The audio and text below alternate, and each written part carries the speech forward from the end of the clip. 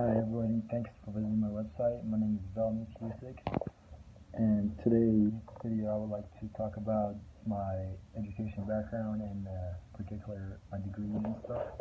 Uh, in particular, I would like to talk about the interdisciplinary studies degree that I am working towards, which is to talk about it, which is a little bit different than the original. What you would typically receive a degree. One was to concentrate on one specific concentration that you would work towards. For example, like biology or chemistry or psychology, you would just take that requirement in classes and finish your degree. With interdisciplinary studies, you actually have more freedom to choose not just one degree and concentration, but more than one. For example, combining like psychology with chemistry, or education with any other specific interest that you want.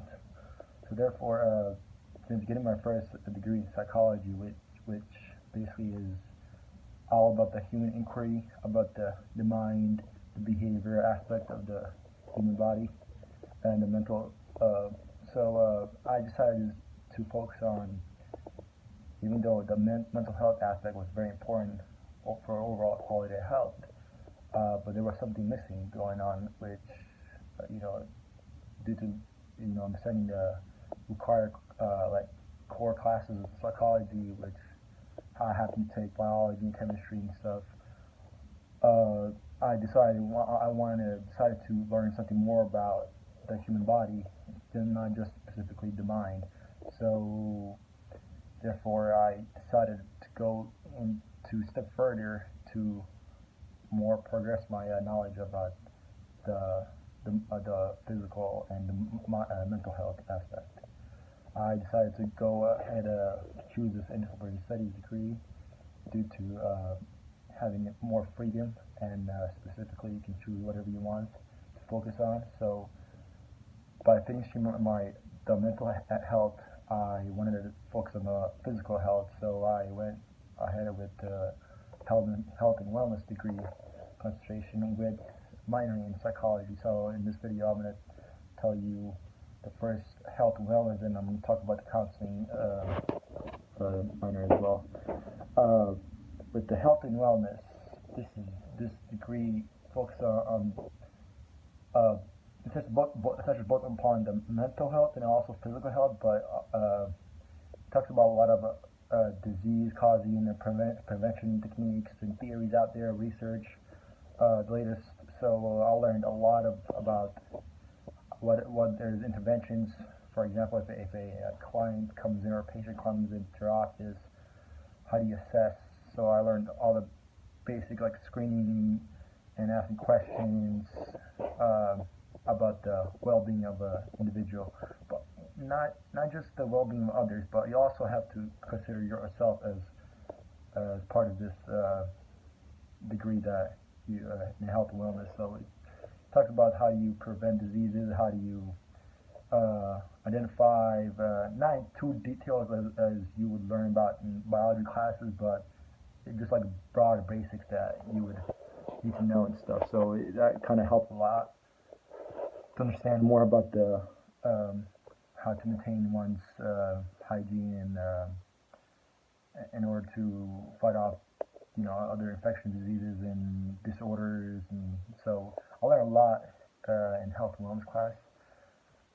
Some of the things I touched upon was in health and wellness was about the body function, like why the body function better in a healthy state as opposed to dysfunctional state or abnormal state. How the specific behavior changes, theories out there when designing a plan for your patients and stuff, or clients. Also, you have to be very open-minded and have a broad knowledge of a holistic wellness approach in order to become be effective when you have if your patient comes into your office and stuff. Other thing I learned is identify like case studies, like if the patient is suffering from if he has symptoms or like let's say hard breathing or pain, chest pain, how would you, come to the physiology portion of it? So yeah, it's very very critical and analytical in when you're understanding about the different aspects of the diseases, but when it come across other issues that I talked about in the health and wellness courses classes, it was ethical dilemmas, and if patient doesn't want to, let's say, breathing tube and he's suffering, how would you explain to him or his family if they don't like this part of medical procedure done for that individual, etc. So it's basically a lot of health related, and how you look at that as a biopsychosocial aspect of this of any individual that comes in my face in the real world. Since the health and wellness is very important and critical to everybody, uh, one of the things that talks about is nutrition. It goes a lot about how I see it as food being your medicine and medicine being your food, in ways to reduce or eliminate uh, diseases that start off with, most of the time goes into the stomach, and that's how most of the diseases start. And one of the other aspect I like about health and wellness is it keeps you more aware. If you were not aware previously or you didn't care about your health, so with that's one of the things I like about it, because I understood the mind, aspect, but there was always a missing link that I was always like fascinated. Like, how come this disorder of the mind? It's not just because directly mind. There's all the other co-occurring or other influences that affect the mind. So, health, physical aspects, and in regards to health, it also taught me a lot how to identify, all these spectrums of, there's many and new out there, airborne diseases and other pathogens. So this helped me a lot, health wellness part. But another the second part of this video I would like to guys talk about is the counseling sec. My section is minoring. The reason I decided to minor in this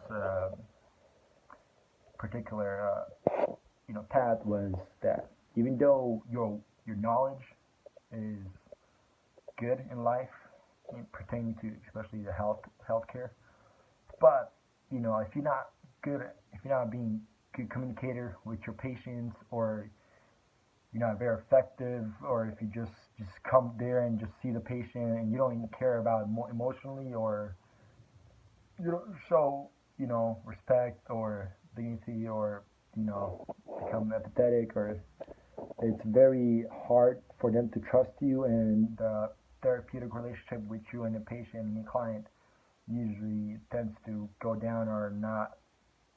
At the end of the day, it's not very beneficial. So I decided to focus on the counseling aspect, which would help me greatly in detail how to interact with anybody that comes in your office. For example, if someone's addicted to drugs, how would you deal with it, and how would you talk to them, and how would you give them, it's like a real session, because nowadays, usually, when you go to doctor's office, usually they just see you for like 15-20 minutes, and that's about it, and they don't, ask you about different problems in your life, which I think that's one of the issues that physicians tend to neglect, which they only focus on, hey, what's your problem, and pertaining to physical aspect of your health and stuff, and that's about it. And a lot of times people would not be fully embraced with their